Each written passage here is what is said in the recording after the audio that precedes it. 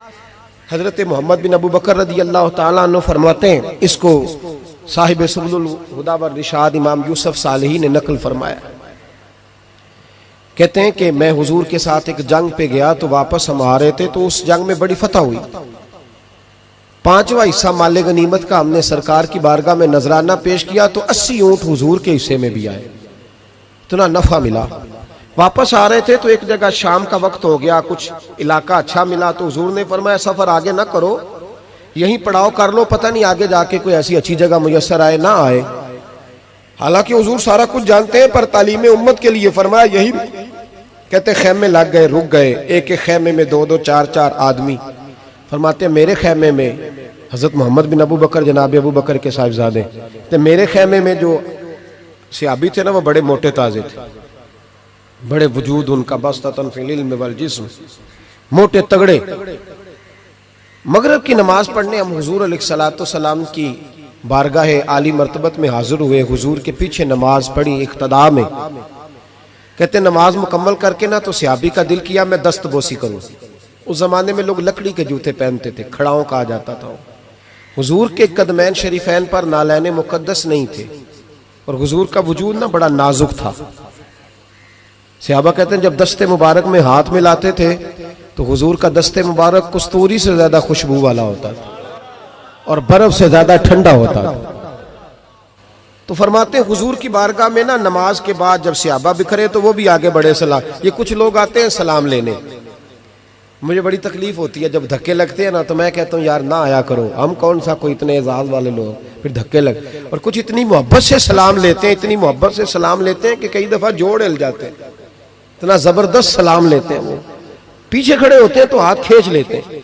अब वो तबीयत भी नहीं चाहती कि किसी को कुछ कहा जाए, लेकिन वो बाद में महसूस होता है कि ये मोहब्बत हुई है और मोहब्बत में मामलात बड़े दूर निकल जाते हैं कई दफा।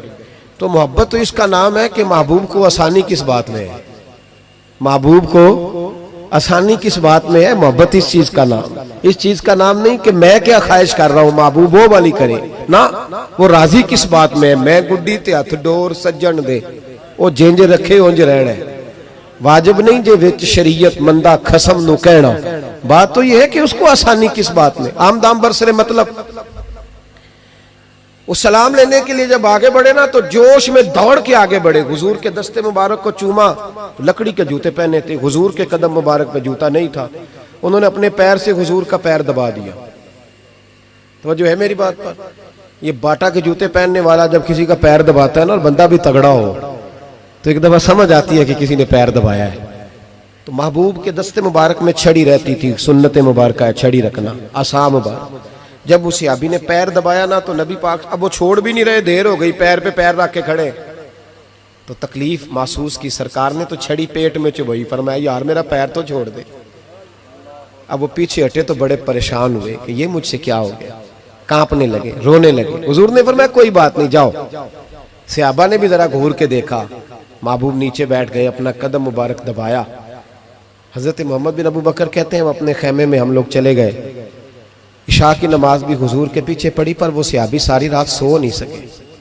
यार ये मुझसे क्या हो गया, गिरा जो उनकी निगाह से वो संभल नहीं सकता।